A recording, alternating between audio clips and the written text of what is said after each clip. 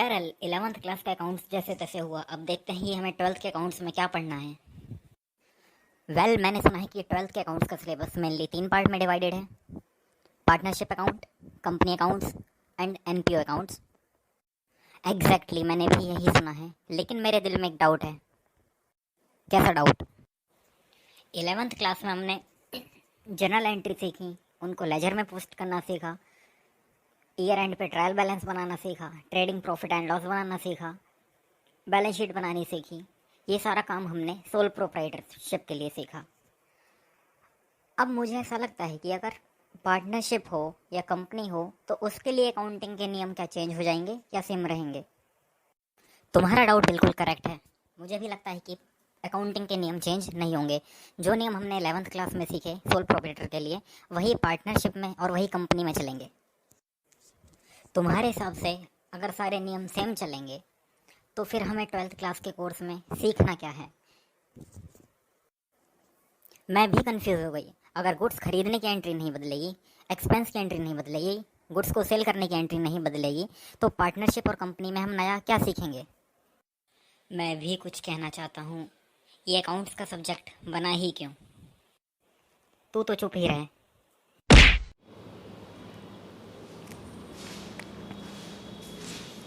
Very good morning all of you. Accounts की online आज हम क्लास 12th के लिए क्लास शुरू करने जा रहे हैं। अभी आपने एक छोटी सी एवी क्लिप देखी, उसके बारे में हम बात करेंगे, लेकिन उससे पहले थोड़ा सा हम बेसिक देख लेते हैं। तो सभी लोग बोर्ड पे देखिएगा। हम जो बुक कवर करेंगे वो रहेगी टीएस ग्रेवाल,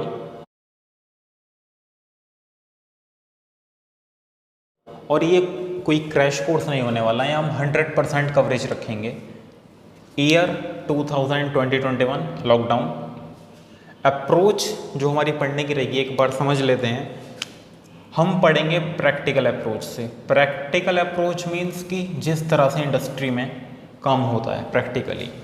और दूसरा, हम स्टोरी फॉर्म में पढ़ने की कोशिश करेंगे, मतलब चीज़ों को इमेजिनेशन बना के याद रखने की कोशिश करेंगे। तो इस 2 अप्रोच से हम इस कोर्स को ख़त्म करने वाले हैं।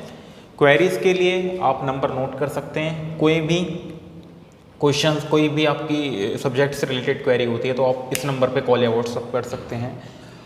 और वीडियोस के साथ आपको चैप्टर वाइज नोट्स भी दिए जाएंगे, बल्कि टॉपिक वाइज आपको नोट्स दिए जाएंगे। हर टॉपिक के लिए हर क्लास के बाद आपको नोट्स दिए जाएंगे पीडीएफ, और टेस्ट भी रेगुलर टॉपिक वाइज लिए जाएंगे। तो ये थी कुछ बेसिक बातें।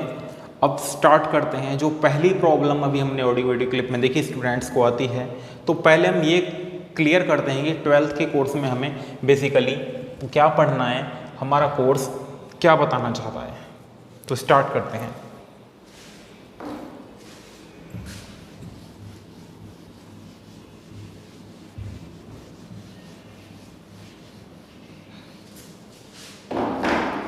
बोर्ड पे देखेंगे सभी लोग।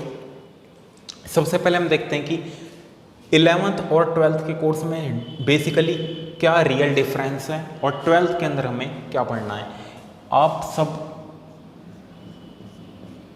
देखेंगे 11th क्लास के अंदर हमने अकाउंटिंग प्रोसेस देखा। बेसिकली सोल प्रोप्राइटर के लिए हमने अकाउंटिंग प्रोसेस देखा। सोल प्रोप्राइटर,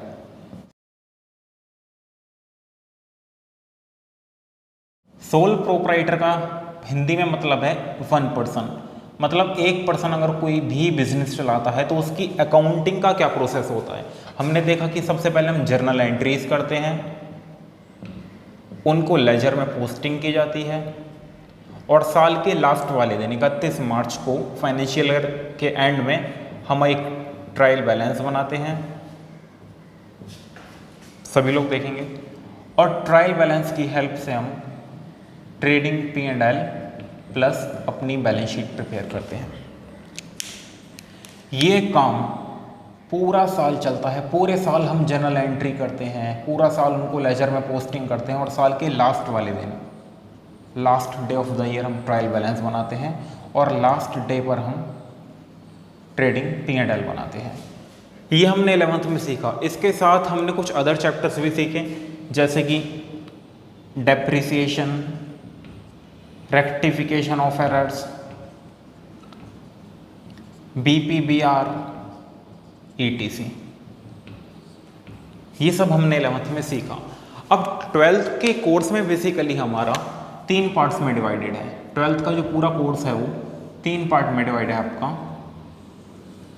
पहला जो पार्ट है वो है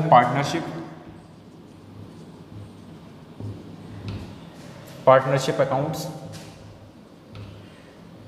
दूसरा जो पार्ट है वो है आपका कंपनी अकाउंट्स। और तीसरा जो पार्ट है आपका वो है NPO, not for profit organisations.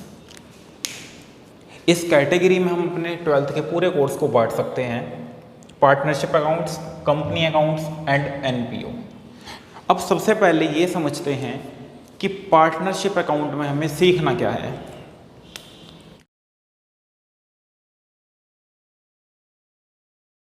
Eleventh में जैसा कि हमने देखा कि सोल प्रोप्राइटर, सिंगल पर्सन के लिए हमने अकाउंटिंग सीखी। पार्टनरशिप में भी वही बिजनेस रहने वाला है, उसी तरह से कोई भी व्यापार होने वाला है, लेकिन अंतर इतना हुआ कि यहाँ पर एक से ज़्यादा लोग ऑनर होंगे, 2, 3, 4, 5 ऐसे। पार्टनरशिप जैसा कि नाम से ही पता लग रहा है कि यहाँ एक से ज़्यादा ऑनर होने वाले हैं, तो इसकी अकाउंटिंग हमें यहाँ सीखनी है। अब सवाल है कि जो प्रोसेस हमने 11th क्लास में सोल प्रोप्राइटर के लिए फॉलो किया, क्या वो ही प्रोसेस पार्टनरशिप में भी फॉलो होगा या बदल जाएगा। तो आप एक बात समझ लीजिए कि बिल्कुल सेम टू सेम प्रोसेस ही पार्टनरशिप में भी फॉलो होता है। हम चीज़ों को प्रैक्टिकली देखेंगे। यहाँ भी जर्नल एंट्रीज होती हैं, उनको लेजर में पोस्ट किया जाता है, फिर ट्रायल बैलेंस बनाया जाता है और फिर trading P&L plus balance sheet बनाई जाती है। प्रैक्टिकली प्रोसेस सेम रहता है। अगर यहाँ पर माल खरीदने की entry purchase account debit to cash account है, तो पार्टनरशिप में भी परचेस टू कैश ही रहती है। अगर यहाँ माल बेचने की एंट्री कैश टू सेल है, तो यहाँ भी कैश टू सेल रहती है। यहाँ खर्चे की एंट्री सैलरी टू कैश है या सैलरी टू सैलरी आउटस्टैंडिंग है, तो वही सेम एंट्री यहाँ रहती है। मतलब जर्नल एंट्री करने का कोई भी तरीका ना है। जो यहाँ पर रहता है सोल प्रोप्राइटर के लिए हमने 11th में सीखा, वही 12th में पार्टनरशिप में रहने वाला है। जिस तरह से लेजर में पोस्टिंग यहाँ होती थी, इसी तरह से यहाँ पे होगी। जिस तरह से ट्रायल बैलेंस साल के लास्ट में यहाँ बनता था, इसी तरह से यहाँ बनाया जाता है। जिस तरह से ट्रेडिंग P&L बैलेंस शीट यहाँ बनती थी, उसी तरह से यहाँ बनाई जाती है। मतलब ये पूरा का पूरा प्रोसेस सेम रहने वाला है, सेम एज ऑफ 11th। अब क्वेश्चन ये है कि जब सब कुछ 11th का सेम रहने वाला है पार्टनरशिप के अंदर, तो नया क्या सीखना है। क्योंकि ना तो कोई जनरल एंट्री बदलने वाली, ना पोस्टिंग का तरीका, ना ट्रायल बैलेंस, ना ट्रेडिंग P&L बैलेंस शीट, तो फिर नया क्या सीखना है। अब आप लोग बात को बहुत ध्यान से समझेंगे। अब हम ये सोचना स्टार्ट करेंगे कि एक्चुअल में हमारा पार्टनरशिप का कोर्स सिखाना क्या चाहता है, क्योंकि ये सब कुछ तो सेम रहने वाला है, ये सब हमारे कोर्स में नहीं आने वाला। तो पार्टनरशिप में ऐसा क्या है जो सोल प्रोप्राइटर के केस में प्रैक्टिकल लाइफ में नहीं होता। तो हम देखते हैं कि ऐसा क्या है जो हमारे कोर्स में दिया गया है।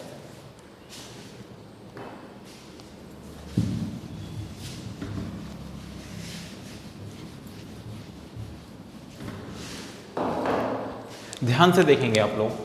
पार्टनरशिप जैसा कि नाम से पता लगता है कि यहाँ पर एक से ज़्यादा पर्सन होते हैं, 2, 3, 4, 5 अप टू 50 तक हो सकते हैं। थियोरेटिकल बात हम बाद में डिस्कशन करेंगे, लेकिन हाँ एक बात कंफर्म है कि यहाँ एक से ज़्यादा लोग ऑनर होते हैं। अब कुछ चीज़ें पार्टनरशिप फर्म के अंदर ऐसी होती हैं जो सोल प्रोप्राइटर मतलब सिंगल ओनर के बिजनेस में कभी भी नहीं होती। जैसे कि पहला, किसी नए पार्टनर का आना। माना कि 3 पार्टनर हैं A, B, C और एक चौथा पार्टनर D आना चाहता है, तो इस चौथे पार्टनर के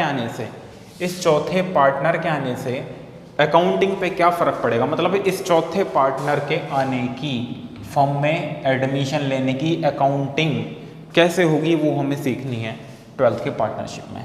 एडमिशन ऑफ पार्टनर एक चैप्टर है, एडमिशन ऑफ पार्टनर। अब बहुत से लोग सोचेंगे सर इसमें अगर कोई भी पार्टनर आता है तो इसमें नई बात क्या है, कैपिटल लेके आएगा, cash account debit to capital account, simple. लेकिन ऐसा नहीं है, बहुत सारी नई चीज़ें होती हैं पार्टनरशिप फॉर्म के अंदर जो सोल प्रोप्राइटर में नहीं होती। इस एंट्री के अलावा भी बहुत सारी चीज़ होंगी, वो हम सीखेंगे एडमिशन ऑफ पार्टनर के चैप्टर में। दूसरा, जिस तरह से कोई नया पार्टनर आता है उसी तरह से कोई पुराना पार्टनर फर्म छोड़ के जा भी सकता है। यहाँ पर मान लो मिस्टर सी जाना चाहते हैं फर्म छोड़ के, तो उसके लिए मिस्टर सी का हिसाब किताब कैसे किया जाएगा, किस तरह से अकाउंटिंग होगी, वो हम सीखेंगे रिटायरमेंट ऑफ पार्टनर। रिटायरमेंट या किसी पार्टनर की डेथ हो जाती है तो रिटायरमेंट या डेथ ऑफ पार्टनर। तीसरा, कुछ हम फंडामेंटल चीज़ें सीखेंगे पार्टनरशिप से रिलेटेड कि एग्रीमेंट किस तरह से होते हैं, किस तरह से प्रॉफिट शेयरिंग इनकी आपस में होती है, वो सब चीज़ हम एक फंडामेंटल चैप्टर में सीखेंगे। फोर्थ, एक गुडविल नाम से चैप्टर है जो 11th में कहीं नहीं था, एकदम न्यू कंसेप्ट, बिल्कुल नया कंसेप्ट है, एक पूरा चैप्टर है, बिल्कुल सिंपल सा इसके अंदर कंटेंट गिवन है, हम इसको सीखेंगे कि गुडविल में क्या दिया हुआ है। फिफ्थ, कोई भी बिजनेस अगर चल रहा हो पार्टनरशिप के अंदर और वो अचानक से बंद करना पड़ जाए लॉसेस की वजह से या किन्हीं और कारणों से, तो उस फॉर्म को बंद करने की भी अकाउंटिंग होती है। वो अकाउंटिंग कैसे होती है, कोई भी अगर फॉर्म बंद हो जाए तो उसको हम सीखेंगे डिसोल्यूशन ऑफ फॉर्म में। Dissolution of form. एक और, 3 पार्टनर थे, ये अपना प्रॉफिट किसी एक पर्टिकुलर रेशो में बांटेंगे। माना 100 रुपये का अगर प्रॉफिट है, 50% ये लेता है, 25% ये, 25% ये। अगर किसी साल में जाके ये अपना प्रॉफिट शेयरिंग रेशो चेंज करना चाहते हैं, अब ये कहते हैं हम बराबर बांटेंगे, 1/3 1/3 1/3। पहले 50 लेता था, ये 25, अब ये चाहते हैं कि हम 1/3 1/3 1/3 लेंगे। तो किस तरह से अकाउंटिंग होगी, प्रॉफिट शेयर के रेशो को बदलने पे क्या क्या फ़र्क पड़ेगा, उसके लिए एक चैप्टर है change in profit sharing ratio.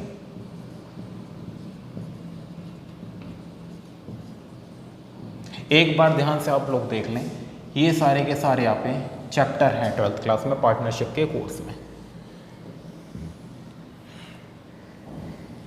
ये सारी चीज़ें वो हैं, आप इस बात को समझें, जो सोल प्रोप्राइटर के केस में कभी भी नहीं हो सकता। और ये सारी चीज़ें प्रैक्टिकल लाइफ में जब आप कहीं काम करेंगे किसी पार्टनरशिप फर्म में जाके, तो वहाँ डेली रूटीन में वही सारी चीज़ें होंगी जो 11th क्लास में हमने देखी थी, जिनका कोई भी रिपीटेशन 12th में नहीं है। ये चीज़ें सालों में कभी कभार होती हैं, 2 4 5 साल में एक कभी कभार एडमिशन होता है, कभी रिटायरमेंट होती है, तो फंडामेंटल हमें देखने की ज़रूरत पड़ती है। गुडविल कभी 2 4 साल में 1 2 बार देखनी होती है। फॉर्म तो पूरे जीवन काल में एक ही बार बंद होती है, और प्रॉफिट शेयरिंग रेशो भी कभी कभार सालों में। मतलब 12th का जो CBSE ने कोर्स डिज़ाइन किया है, एक बात आप समझ लीजिए, ये डेली लाइफ में इसके कंसेप्ट नहीं लगते, प्रैक्टिकल लाइफ की बात करेंगे, हर चीज़ को प्रैक्टिकली हम देखेंगे।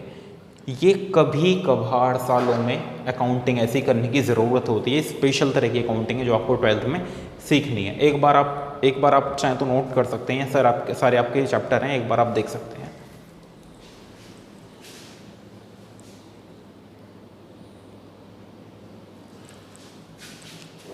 ओके, ये था आपका पार्टनरशिप। बिल्कुल ही सिंपल से ये सारे आपके चैप्टर्स हैं, बिल्कुल नए चैप्टर्स हैं। अब फटाफट से देख लेते हैं कि ये तो थी बात पार्टनरशिप की, हमने देखा कि पार्टनरशिप में हमें नया क्या सीखना है। अब देखते हैं कंपनी अकाउंट कि कंपनी में ऐसा क्या है जो हमें सीखना है 12th क्लास के अंदर।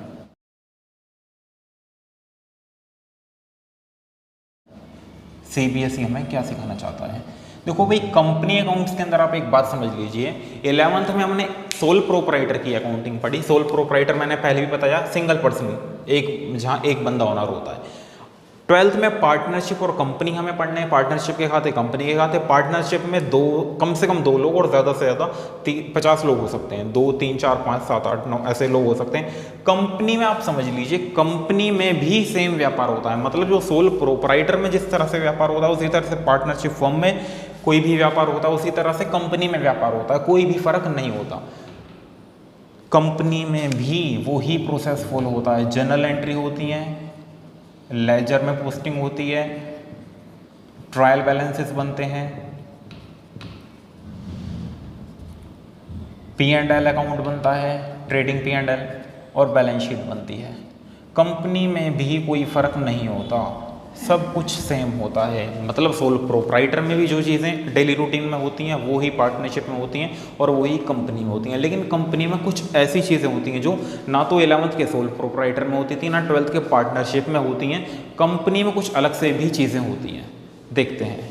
एक तो आप ये समझ लीजिए, कंपनी की बैलेंस शीट जो होती है उसका एक फॉर्मेट होता है, एक पर्टिकुलर फॉर्मेट हमें बताया हुआ है गवर्नमेंट ने कि इस फॉर्मेट में बनती है। तो इस फॉर्मेट को हमें सीखना है, इस फॉर्मेट को हमें सीखना है। दूसरा, एक बात तो ये, दूसरी बात, कंपनी के अंदर एक जो कंपनी होती है इसके अंदर हजारों लोग पैसा लगाते हैं, थाउजेंड्स ओनर्स होते हैं इसके। सोल प्रोप्राइटर में एक, पार्टनरशिप में कम से कम 2, ज़्यादा से ज़्यादा 50, और यहाँ पर 50 से ज़्यादा और हज़ारों लाखों कितने भी ओनर्स हो सकते हैं। तो जब लाखों लोग, हज़ारों लोग एक साथ पैसा लगाते हैं कैपिटल का, तो कैपिटल की अकाउंटिंग कैसे होती है भाई, उस अकाउंटिंग को मैनेज कैसे करना है उसके लिए एक चैप्टर बना दिया गया, issue of shares, issue of share capital.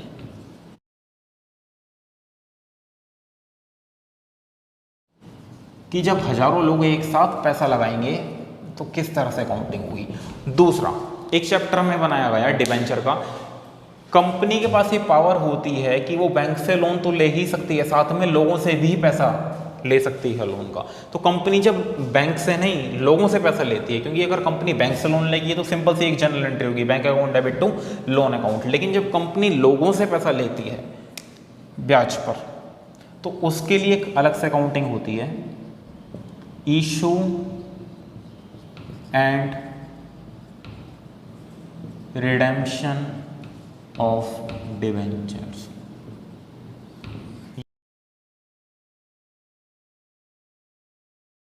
ये दो चैप्टर हमारे कोर्स में है। इशू ऑफ शेयर कैपिटल, जब कैपिटल का पैसा कंपनी इकट्ठा करती है तो किस तरह से अकाउंटिंग होती है, और जब लोन का पैसा इकट्ठा करती है, डिबेंचर के ब्रैकेट में आप लिख सकते हैं लोन, जब लोन का पैसा कंपनी इकट्ठा करती है तो किस तरह से अकाउंटिंग होती है। बिल्कुल नए फ्रेश चैप्टर हैं, न्यू चैप्टर्स हैं, बिल्कुल सिंपल से 2 चैप्टर हमारे कोर्स में गिवन हैं। तो ये हमने देखा थोड़ा सा कंपनी के बारे में कि हमें कंपनी में एग्जैक्टली सीखना क्या है। एनपीओ का एक छोटा सा चैप्टर हमारे यहाँ 10 मार्क्स का आता है। एनपीओ का थोड़ा सा मतलब समझ लीजिए, एनपीओ का मतलब होता है समाज सेवा।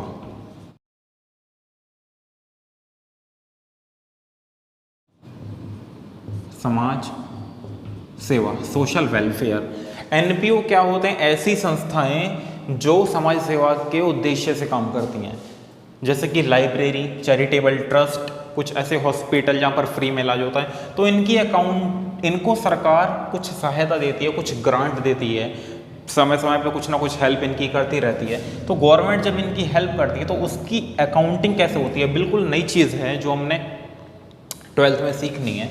तो वो सब हम देखेंगे एक एनपीओ के चैप्टर में।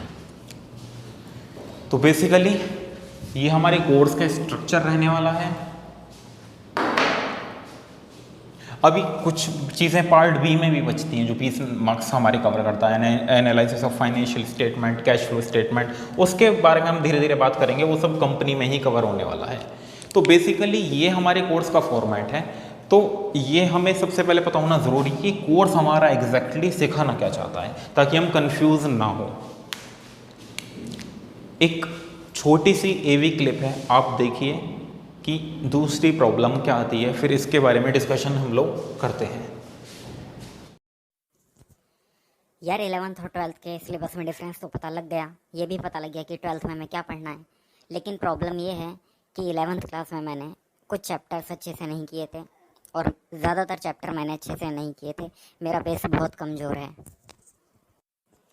तो कुछ चैप्टर की बात कर रहा है, तेरे भाई ने तो एक भी चैप्टर ही नहीं किया, बुक ही 12th में आके खरीदी है। डोंट वरी गाइस, 12th में 100 आउट ऑफ 100 मार्क्स की प्रिपरेशन के लिए क्या किसी 11th के अकाउंट्स के बेस की ज़रूरत है या नहीं है, अभी सर से पता कर लेते हैं। और हाँ, तू तो बोला ही मत कर, मुंह बंदी रखा कर।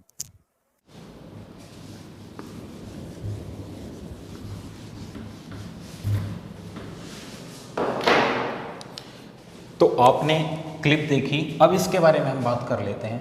आप एक बात बिल्कुल ध्यान से समझ लीजिए कि 12th का आपका जो सिलेबस है, मैंने बताया 3 पार्ट में डिवाइडेड है। पार्टनरशिप अकाउंट्स, कंपनी अकाउंट्स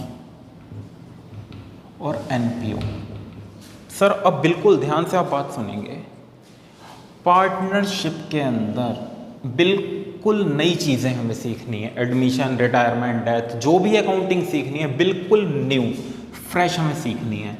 तो इसके लिए ज़ीरो बेस, मतलब किसी भी बेस की रिक्वायरमेंट नहीं है, नॉट एट ऑल। आप ये समझ लीजिए, बिल्कुल नई चीज़ें हमें सीखनी है और समझनी है। तो अगर 11th में अकाउंट्स अच्छे से पढ़ा है तो अच्छी बात है, नॉर्मल पढ़ा है तो भी अच्छी बात है, बिल्कुल नहीं पढ़ा तो भी बहुत अच्छी बात है। मतलब 11th में किसी भी तरह से अकाउंट्स आपने पढ़ा है, उसका पार्टनरशिप के कोर्स में हमारे फ़र्क पड़ने वाला नहीं है। हम इसको 100% सीख सकते हैं बिल्कुल अच्छे से और 100% मार्क्स की भी तैयारी कर सकते हैं। कंपनी अकाउंट्स तो बिल्कुल ही नई चीज़ है, यहाँ पर भी आपको ज़ीरो बेस चाहिए, मतलब किसी भी बेस की ज़रूरत नहीं है। अगर बेस है अकाउंट्स का तो बहुत अच्छी बात है, नहीं है तो कोई दिक्कत नहीं है, फिर भी बहुत अच्छी बात है। एनपीओ तो बिल्कुल ही नया चैप्टर है, ये तो कॉन्सेप्ट ही नया है, तो इसके लिए तो बिल्कुल भी बेस की रिक्वायरमेंट नहीं है।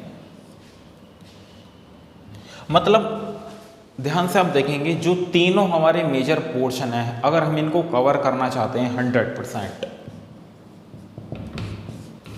कंप्लीट मार्क्स की प्रिपरेशन के लिए और कंप्लीटली इनको सीखने के लिए, अच्छे तरह से इनको समझने के लिए किसी भी बेस की रिक्वायरमेंट हमें नहीं है, ये आप समझ लीजिए। तो ये आपकी दूसरी क्वेरी आई होप सॉल्व हो जाएगी।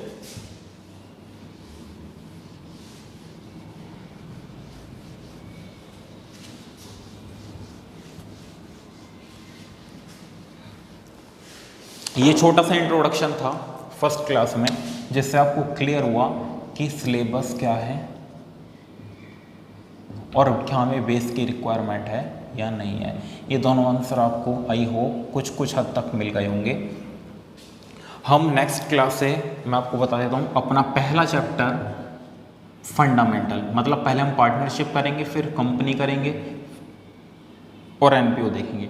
तो पार्टनरशिप से हम स्टार्ट करेंगे और वहाँ का पहला चैप्टर फंडामेंटल, यहाँ से हम स्टार्ट करने वाले हैं। थोड़ा सा मैं आपको तरीका बता देता हूँ, हम टॉपिक वाइज चैप्टर को कवर करेंगे, अलग अलग टॉपिक्स में तोड़कर चैप्टर को कवर करने वाले हैं। और हर चैप्टर के अंदर एक क्लास हम अलग से थ्योरी की रखेंगे, जिसमें हम कंप्लीट थ्योरी कवर करेंगे। तो आई होप आपको कुछ क्लैरिटी आई होगी कि आपको 12th क्लास में सीखना क्या है और वो 11th से अलग कैसे है, और ये भी पता लगा होगा कि किसी भी बेस की रिक्वायरमेंट आपको नहीं पढ़ने वाली है किसी भी चैप्टर के अंदर। बस आपको बातों को ध्यान से सुनना है, जो भी स्टोरी आपको बताई जाएंगी वो ध्यान से देखनी है और प्रैक्टिकली आपको कनेक्ट करना है। आपको प्रैक्टिकली कनेक्ट करना है कि प्रैक्टिकल लाइफ में जब हम रियल वर्ल्ड में जाते हैं तो अकाउंटिंग किस तरह से होती है, हमें उस एंगल से चीज़ों को सोचना है। और स्टोरी, हर टॉपिक के स्टार्टिंग में एक स्टोरी सुनाई जाएगी, आपको 80-90% क्लैरिटी कंसेप्ट की उस स्टोरी से हो जाएगी। बाकी हम क्वेश्चंस, इलस्ट्रेशन 100% कवर करेंगे टीएस ग्रेवाल के, और 100% टॉपिक कवर करेंगे। ये कोई क्रैश कोर्स होने वाला नहीं है सर, ये डिटेल में सब कुछ पढ़ाया जाएगा। तो thank you very much for watching the video. Next जो हम चैप्टर करेंगे वो करेंगे फंडामेंटल का।